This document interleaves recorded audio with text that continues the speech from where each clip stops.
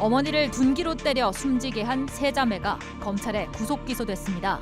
이들은 어머니가 자녀들의 길을 꺾는다는 지인의 말을 듣고 끔찍한 범행을 저질렀습니다.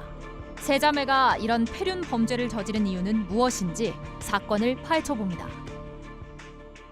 모친의 지인에게 사주를 받아서 자신의 친어머니를 숨지게 한 세 자매가 구속 기소됐다고 합니다.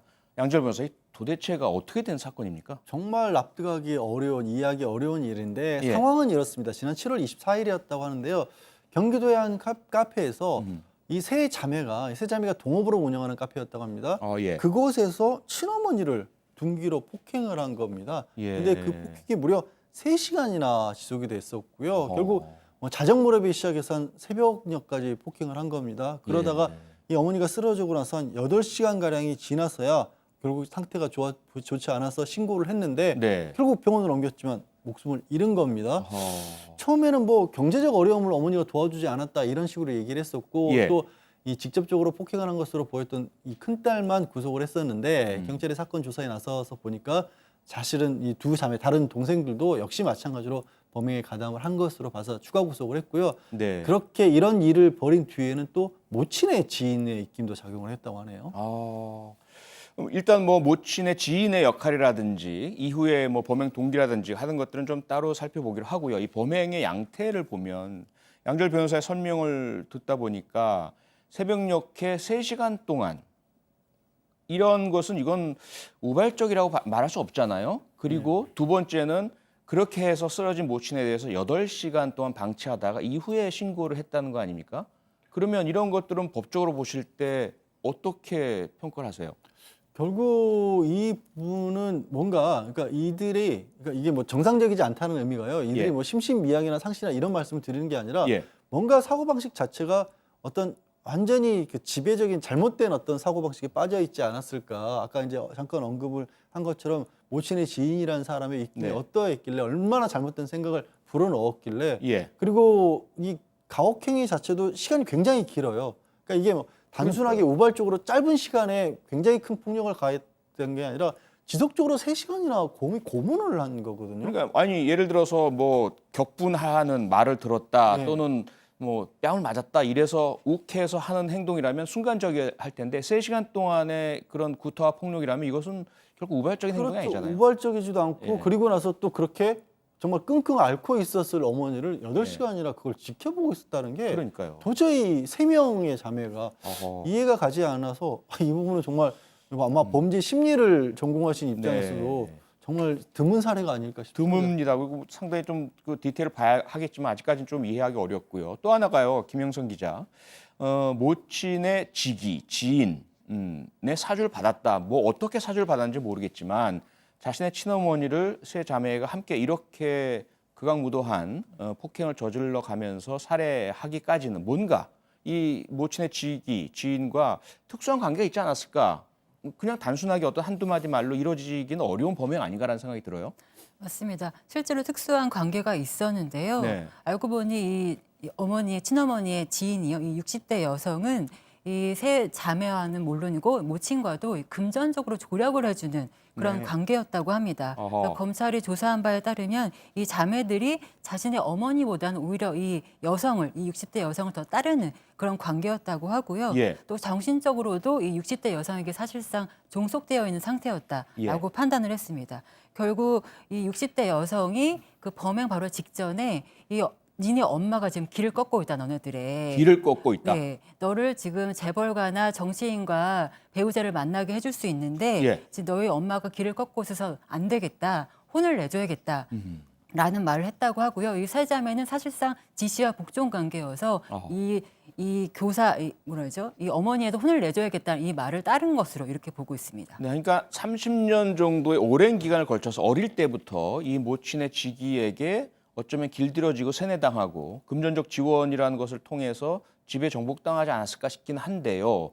그럼에도 불구하고 앞서 제가 여쭤본 게 왜 그랬냐면 어떤 과연 법조를 적용해야 할까, 어떤 범죄 혐의를 적용해야 할까인데 3시간 이상의 폭력과 8시간 이상의 방치란 것은 살인의 고의를 봐야 하지 않나 싶어요. 그런데 실제로 어떤 혐의가 적용됐습니까? 실제로 이제 세 자매에게 적용된 혐의는 존속상해 치사입니다. 상해치사. 예, 결국에는 이렇게 사람을 해칠 의도까지는 없다라고 그렇게 일단 판단을 한 것인데 네. 저는 이런 사건들을 이게 왜 그럼 상해치사라고 했냐면 결정적인 어떤 뭐 폭행이라든가 가혹행위, 그러니까 사람의 목숨을 뺐을 만한 그게 있지는 않았다. 그러니까 장시간에 걸쳐서 길게 누적된 어떤 폭력 때문에 결국에 목숨을 잃고 말았다 이건데. 치명타가 없었다 이 말이죠. 네, 그렇죠. 근데 예.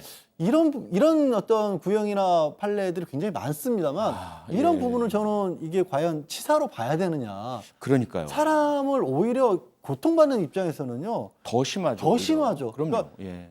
이렇게까지 말씀을 드려야 되는지도 모르겠지만 정말로 극단적인 어떤 폭력으로 뭐 짧은 시간에 목숨을 잃는 것보다도 네. 어쩌면 피해자는 더 고통을 겪었을 수도 있는 아하. 거거든요. 그리고 예. 가해하는 그 범인들의 입장에서 봤을 때도 저 행동이 오히려 더 죄질이 안 좋다고 볼 수 있는 거 아니겠습니까? 그러게요. 이런 부분은 저는 좀 고민스럽습니다, 사실. 자, 그 차이가요. 그러니까 살인죄로 기소하는 것과 존속상해 치사 혐의를 적용하는 것과 형량에 있어서 당연히 차이가 나지 않습니까? 굉장히 많이 나죠. 최근에 뭐 살인 같은 경우에는 예. 실제 법정에서 선고되는 형량이 굉장히 높아져서 게다가 존속살인이니까. 그렇죠. 그러면 이제 또 가중을 가중되고, 더 예. 법정 자체가 높으니까요. 뭐 20년 이상 일반적으로 나오는 그런 상황이지만 예. 상해치사로 갈 경우는 10년을 넘기기가 어려운 그런 상황입니다. 그러니까요. 그러니까 그렇게까지 큰 차이가 나거든요. 네. 그렇게까지 큰 차이가 나는 정도의 어떻게 보면 죄가 다르다고 볼 것인지 아하. 이 부분은 형사사법적으로도 저는 연구가 추가적으로 필요하지 않을까 싶습니다. 또 하나 문제가요. 두 분 설명에 의하면 이 60대 친모의 30년 지기가 결국 사주했다라고 이해가 되는데 이 사주라는 것은 일반적 표현이고 법률적으로는 교사 아니겠습니까? 교사범일 텐데 세 자매는 구속이 됐는데 이 교사범 구속영장이 기각됐다고 해요. 예, 그 기각된 게 예. 일단 적용된 법조 자체가 다릅니다. 그러니까 쇠소한 세 자매 같은 경우는 상해치사지만 죽음에 대해서까지도 책임을 물었습니다. 당연히 물어야 돼요. 물어야 되고요. 당연히. 근데 이 직이 뭐 이 모친의 친구 같은 경우에는 그냥 존속 상해만 시킨 겁니다. 이게 무슨 말씀이냐면 예를 들어서 누군가를 때려서 혼내줘라라고 했는데 그 때린 사람이 과도하게 때린 거지 이 사람이 시킬 때 그렇게 과도하게 때리라고 시킨 건 아니다. 죽을 정도로 때리라고 하진 않았다. 않았다. 이건데 글쎄 이거는 뭐 수사 과정에서 네, 얼마만큼의 네. 폭력을 사주를 했느냐에 따라 다르겠지만 이 부분도 조금 뭐 그냥 겉에서 봤을 때는 왜냐하면 완벽하게 이 자매들을 이 정신적으로 지배하고 있지 않으면 네. 이런 상식적으로 받아들일 수 없는 범죄를 저지르지 않았을 것 같거든요.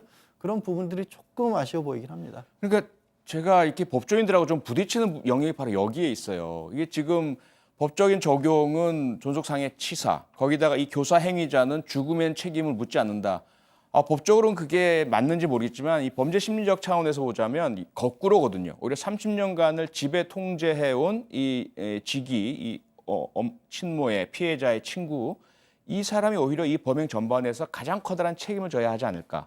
그 원인이 되기도 했고 그리고 실제로 그러한 죽음에 이르게 된 동작에 대한 그런 교사 행위를 했고요.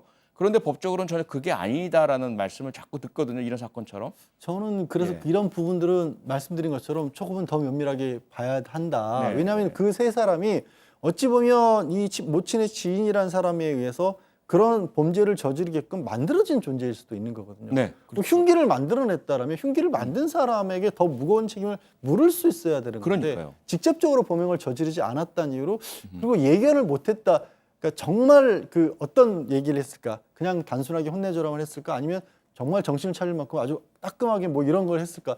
여러 가지 얘기가 있을 수 있지 않습니까? 예. 그 중에서 만약에 진짜 조금이라도 무겁게 좀 뭐 어머니를 괴롭혀라는 얘기를 했다라면 예. 저는 이거는 사망에 대해서도 어느 정도 책임을 물어야 하지 않을까 하는 생각도 듭니다. 그러니까요. 좀 더 지켜봐야 될 것 같습니다. 네. 이 재판.